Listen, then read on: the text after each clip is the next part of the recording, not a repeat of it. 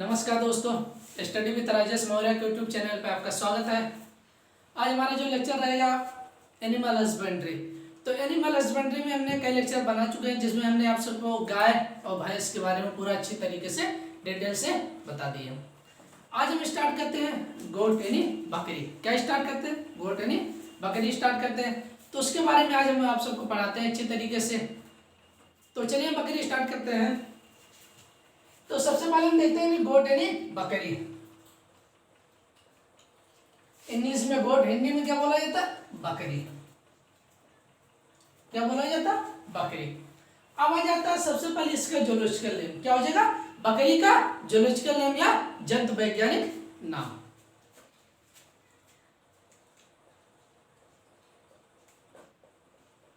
Zoological name जिससे हम क्या कहते हैं? जंतु वैज्ञानिक नाम। हिंदी में क्या बोला जाता है? जंतु वैज्ञानिक नाम। तो जाएगा कैपरा हिरकस।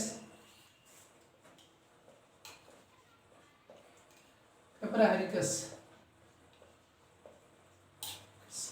कैपरा हिरकस हो जाएगा। क्या हो जाएगा? कैपरा हिरकस।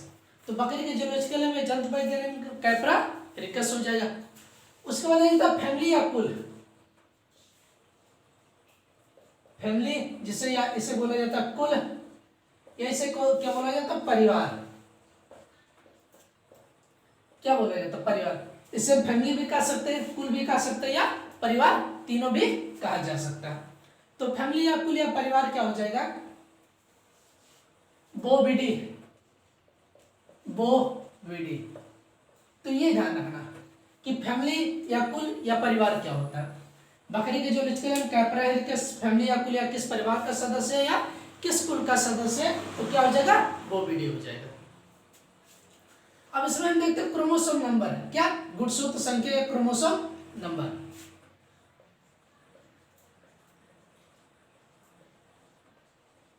क्रोमोसोम नंबर जिसे हिंदी में क्या बोलते हैं? गुणसूत्र। क्या बोला जाता है? गुणसूत्र या क्रोमोसोम नंबर। ठीक है। अब टू इसमें जिसे हम क्या से 2n से डिनोट किया जाता है। किससे? 2n से डिनोट किया जाता है, प्रदर्शित किया जाता है। तो इसे इंग्लिश में हम क्या कहते हैं? Chromosome number. हिंदी में क्या बोलते हैं? गुणसूत्र। और जिसे हम 2n से डिनोट करते हैं, प्रदर्शित करते हैं। तो 2n इक्वल टू इसमें हो जाएगा 60। कितना हो जाएगा? गुणसूत्र की संख्या कितनी हो जाएगी? 60 हो जाएगी।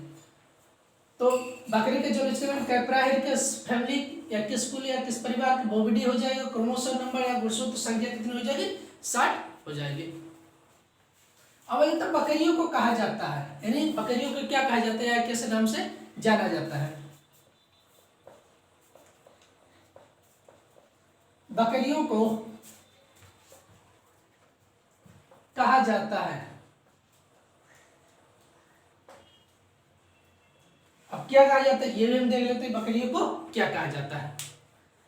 तो सबसे पहले गरीबों की गाय बोला जाता है। क्या कहा जाता है? गरीबों की गाय और निर्धनों की कामधेनु। क्या बोले जाता है? निर्धनों की कामधेनु। तो बकरी को क्या कहा जाता है? गरीबों की गाय।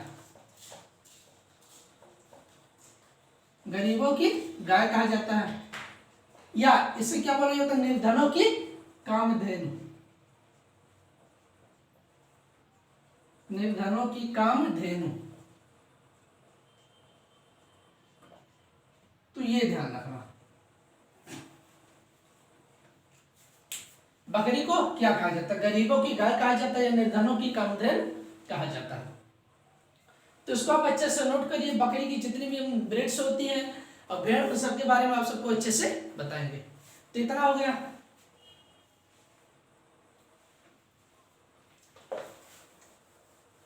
और हम आगे इसके देखते हैं।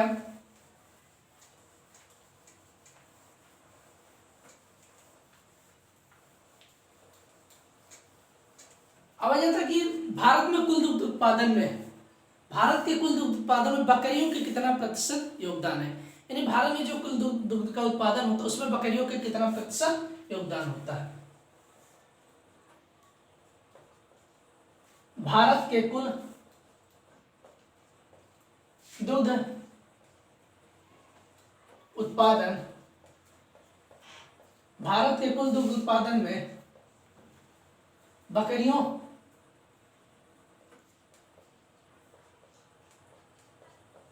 बकरियों का कितना प्रतिशत योगदान है?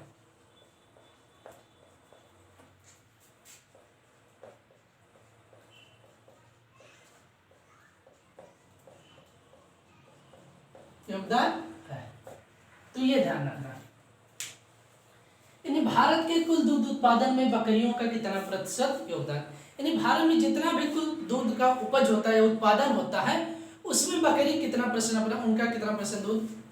अब मान लेते हैं यहाँ पर हम 100% मान लेते हैं, क्या 100%, 100% मान लेते हैं 100 लीटर, तो 100% मान लेते हैं कि हमारे देश में कुल जो दूध उत्पादन हो रहा है 100% हो रहा है या 100 लीटर हो रहा है, ठीक है। अब इसमें बकरी कितना लीटर दूध दे रही है, 100 लीटर में बकरी कितना लीटर दूध दे रही है, तो 28, अगर 100 लीटर हम मान लेते हैं क्या 100 लीटर, तो इसमें बकरी 28 लीटर दूध दे रही है। 100 लीटर भारत में कुल दूध उत्पादन हो रहा, उसका 28 लीटर बकरी देती है क्या, या इसमें परसेंट में दे लेते तो 28% जो होता है, 28% किसका होता है, बकरियों का होता है। भारत में अगर 100% दूध का उत्पादन हो रहा है तो उसमें 28% बकरी का दूध होता है, बाकी अन्य जैसे गाय हो गई, भैंस हो गई, भेड़ हो गई, इन सब का योगदान होता है। तो इसमें पूछ रहा है कि भारत के कुल दूध उत्पादन में बकरियों का कितना प्रतिशत योगदान है।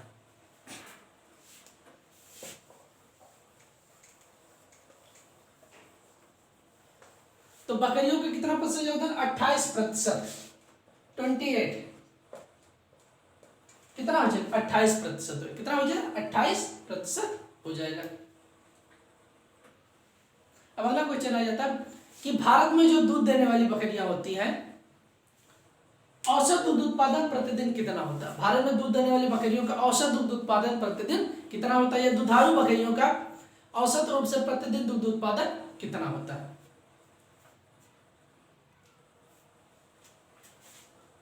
भारत में दुधारू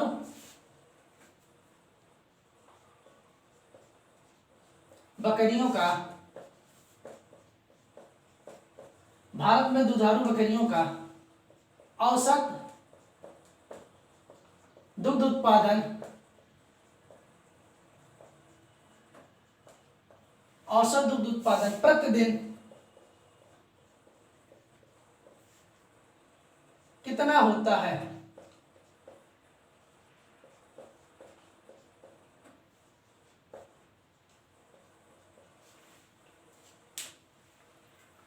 भारत में दुधारू बकरियों का औसत दुग्ध उत्पादन प्रतिदिन कितना होता है। इन्हीं अगर देखा जाए जो हमारे भारत में दुधारू बकरी, उनका एक औसत निकाला जाता है कि प्रतिदिन ये कितना दूध देती है, तो प्रतिदिन इनका औसत रूप से दुग्ध उत्पादन कितना होता है, तो 0.42 लीटर प्रतिदिन, क्या होता है 0.42 लीटर प्रतिदिन होता है। तो ये ध्यान रखना कि भारत में दुधारू बकरियों का औसत दूध उत्पादन कितना होता है, 0.42 लीटर प्रतिदिन, यानी एक दिन में जो दूध का उत्पादन होता है 0.42 लीटर माना जाता है। कितना है जो एवरेज निकाला जाता है, क्या एवरेज रेशियो निकाला जाता है, ये हो जाएगा। अब हम आगे देखते हैं,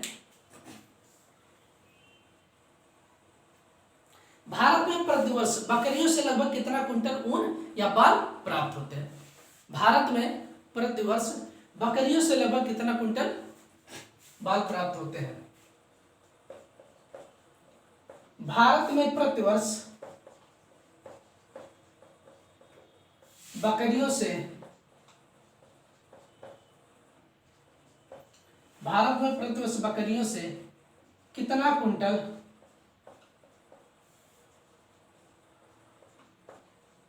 बाल, कितना कुंटल बाल प्राप्त किया जाता है, प्राप्त किया जाता है। इसमें ये दे रहा कि भारत में प्रतिवर्ष बकरियों से कितना कुंटल बाल, यानी एक वर्ष में, प्रतिवर्ष मतलब एक वर्ष में बकरियों से लगभग कितना कुंटल बाल प्राप्त किए जाते हैं, तो 32,000 कुंटल।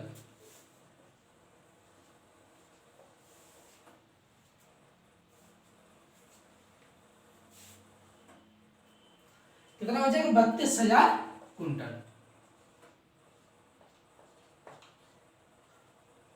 क्या है सैकड़ा हजार दशक, तो कितना हो 32,000 कुंटल। यानी जो पर बकरी यानी एक मतलब टोटल जितनी बकरियां हैं, सॉरी पर बकरी नहीं, टोटल जितनी बकरियां हैं उसमें मतलब कितना कुंटल उनसे बाल हमें एक वर्ष में प्राप्त होता है। तो 32,000 कुंटल, कितना 32,000 कुंटल बाल प्राप्त होता है। अब ऐसा कि भारत में प्रति बकरी मांस का उत्पादन कितना होता है, क्या मांस यानी एक बकरी से मांस कितना प्राप्त होता है।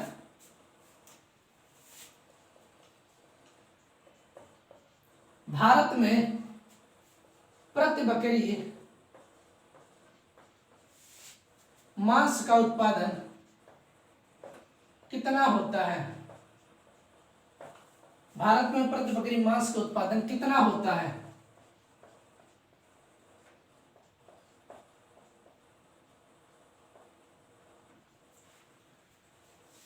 तो यानी एक बकरी से भारत में कितना मांस प्राप्त होता है, तो 12 से 14 किलोग्राम।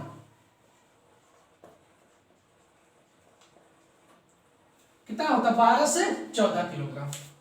भारत में प्रति बकरी मांस का उत्पादन कितना होता है, तो ये ध्यान रखना 12 से 14 किलोग्राम एक बकरी से मांस प्राप्त होता है।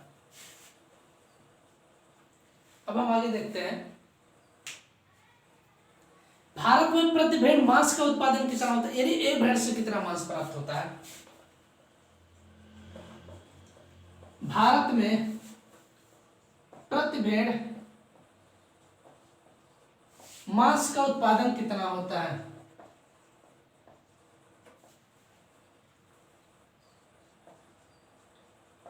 उत्पादन कितना होता है।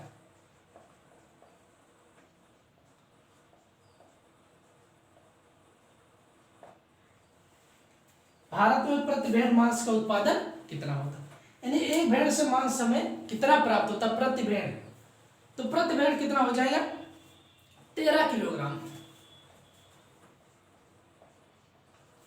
कितना प्राप्त होता है 13 किलोग्राम एक भेड़ से हमें मांस प्राप्त होता है। तो एक बार दोबारा रिपीट कर दे रहे, भारत के कुल दुग्ध उत्पादन में बकरियों का कितना प्रतिशत योगदान है, 28%। कितना 28। अगला क्वेश्चन, भारत में दुधारू बकरियों का औसत दुग्ध उत्पादन प्रतिदिन कितना है, यानी जितनी भी बकरियां दुधारू उनका एक औसत निकाला जाता है कि एक दिन में कितना दूध निकाला, सब चीज देख के तो कितना 0.42 लीटर प्रतिदिन हो जाएगा। अगला क्वेश्चन, भारत में प्रति वर्ष बकरियों से कितना कुंटल बाल प्राप्त होता है, 32,000 कुंटल। जितनी भी बकरियां उनसे कितना 32,000 कुंटल। अगला क्वेश्चन, भारत में प्रति बकरी मांस का उत्पादन कितना होता है, 12 से 14 किलोग्राम। भारत में प्रति भेड़ मांस का उत्पादन कितना होता है, तो 13 किलोग्राम हो जाएगा। कितना हो जाएगा 13 किलोग्राम हो जाएगा।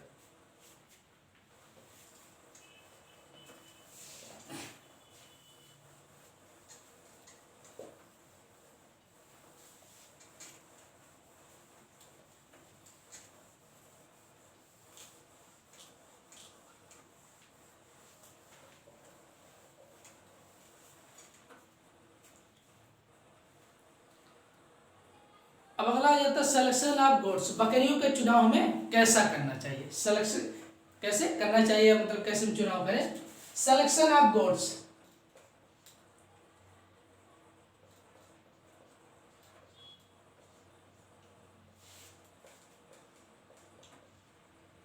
बकरियों का चुनाव।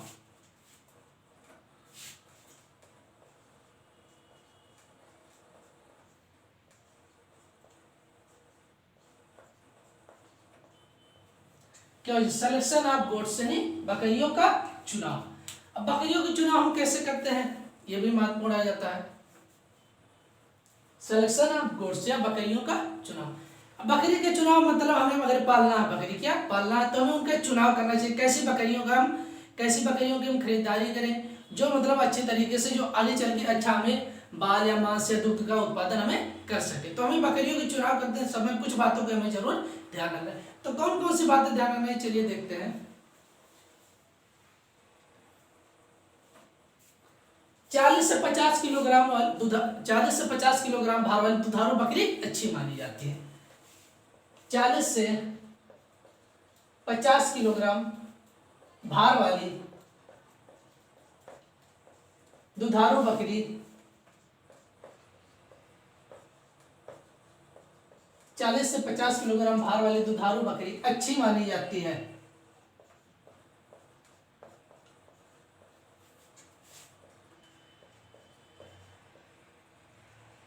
तो ये ध्यान रखना कि 40 से 50 किलोग्राम भार वाली जो बकरी होती है, वो जो दुधारू, उनका भार जो होता है, जो दुधारू बकरी होती है 40 से 50 किलो, वो बकरी अच्छी मानी जाती है। अब आता है कि बकरी का शरीर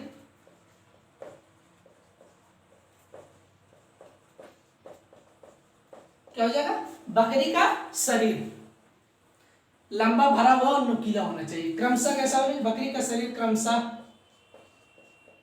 लंबा का भरा हुआ, लंबा कामा भरा हुआ और नुकीला सा होना चाहिए। लंबा भरा हुआ और नुकीला सा होना चाहिए।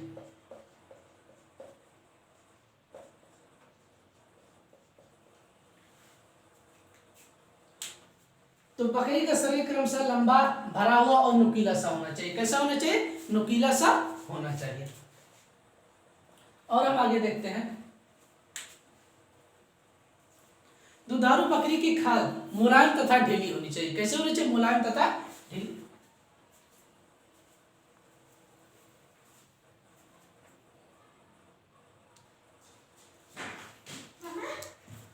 सॉरी बच्चों, थोड़ा लाइट चली जाने की वजह से थोड़ा प्रॉब्लम हो गया था। नहीं, लाइट चली गई थी तो अंधेरा हो गया था, इसलिए। चलिए हम वीडियो वहीं से कंटिन्यू करते हैं, दोबारा स्टार्ट करते हैं। तो हम आप सबको बताने जा रहे थे कि दुधारू बकरी की खाल मुलायम तथा ढीली होनी चाहिए। दुधारू बकरी की खाल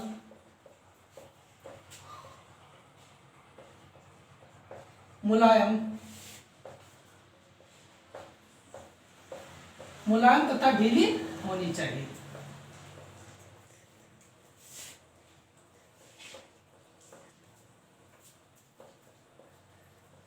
तो जो हमारी दुधारू बकरी होती है उनकी खाल कैसी होनी चाहिए, मुलायम तथा ढीली होनी चाहिए। और आगे हम देखते हैं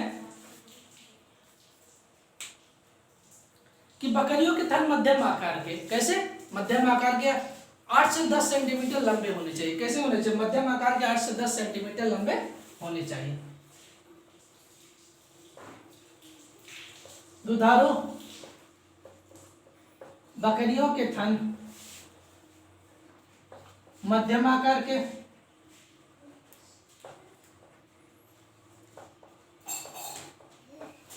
दुधारू बकरियों के थन मध्यम आकार के यानी 8 से 10 सेंटीमीटर,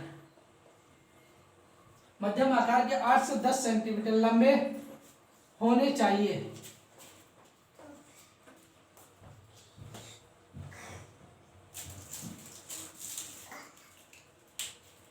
कैसे होने चाहिए, दुधारू बकरी के थन मध्यम आकार के 8 से 10 सेंटीमीटर लंबे होने, यानी इनकी लंबाई अगर देखा जाए तो 8 से 10 सेंटीमीटर होनी चाहिए। तो ये हमारा था सिलेक्शन ऑफ गोट्स, यानी बकरियों के चुनाव। अगर हमें खरीदना या लेना तो हमें कैसे, किन किन बातों पर हमें बकरियों के ध्यान देना चाहिए, या खरीदना तो किन किन बातों पर हमें गौर करना चाहिए। उसके बाद आ जाता है राशन ऑफ गोट्स, बकरियों का भोजन।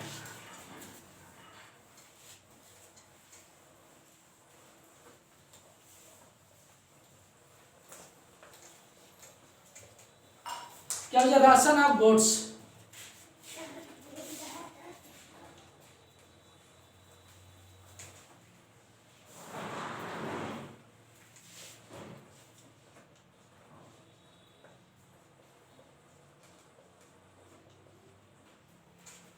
बकरियों का भोजन क्या बोला जाता है, राशन ऑफ गोट्स, यानी बकरियों का भोजन।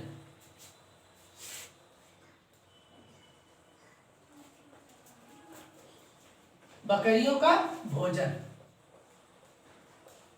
तो ये हो गया। अब बकरियों के भोजन के लिए क्या करना चाहिए, चलिए इसको हम आगे देखते हैं।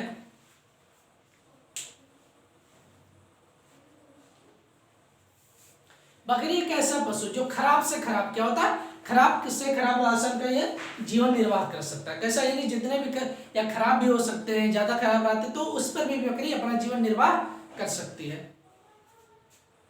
खराब से खराब और कम से कम चारे पर अपना जीवन निर्वाह कर सकती है।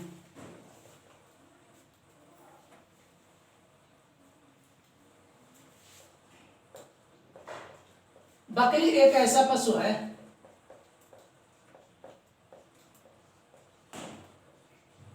जो खराब से खराब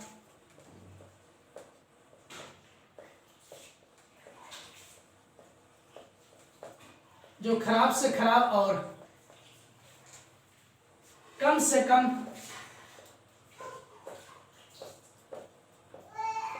कम राशन में जीवन निर्वाह कर सकती है,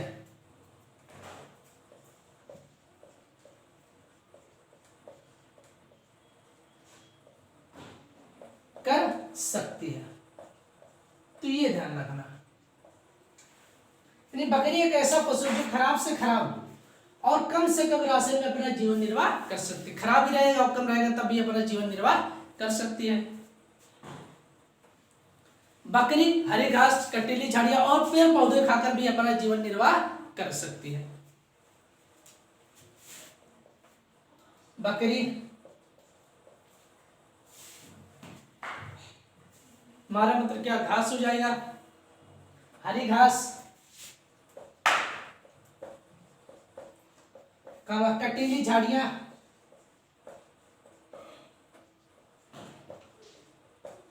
हरी घास, कटीली झाड़ियां और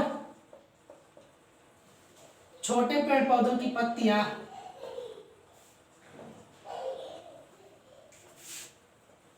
छोटे पेड़ पौधों की पत्तियों को खाकर जीवन निर्वाह कर सकती है।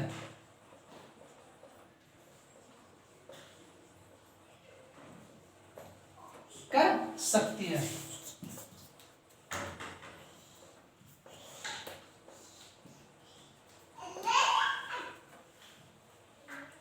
तो बकरी हरी घास, कटीली झाड़ियां, छोटे पेड़ पौधों की पत्तियां को खाकर भी ये जीवन निर्वाह कर सकती है। और हम आगे देखते हैं,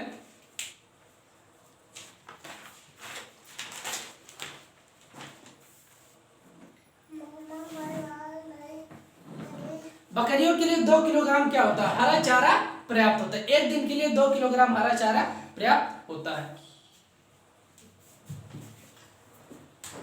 एक बकरी को प्रतिदिन 2 किलोग्राम हरा चारा पर्याप्त होता है।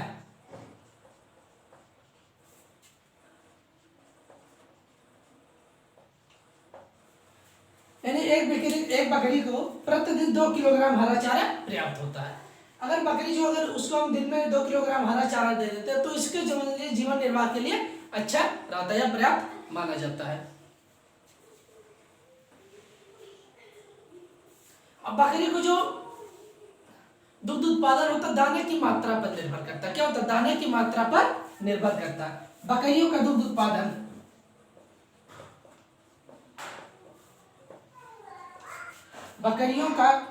उत्पादन उनके दाने की मात्रा पर निर्भर करता है। उनके दाने की मात्रा पर निर्भर करता है।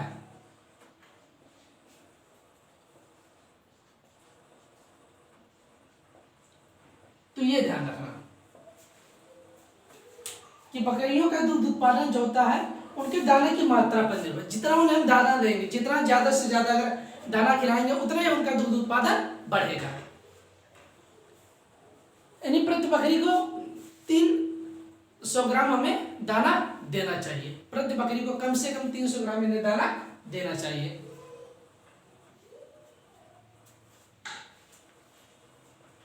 और कितने, 1 किलोग्राम दुग्ध उत्पादन प्रति बकरी को, यानी जो होता है 300 ग्राम दाना देना चाहिए 1 किलोग्राम दुग्ध उत्पादन के लिए। तो इसको लिख सकते हैं प्रति किलोग्राम दुग्ध उत्पादन के लिए, प्रति किलोग्राम दुग्ध उत्पादन के लिए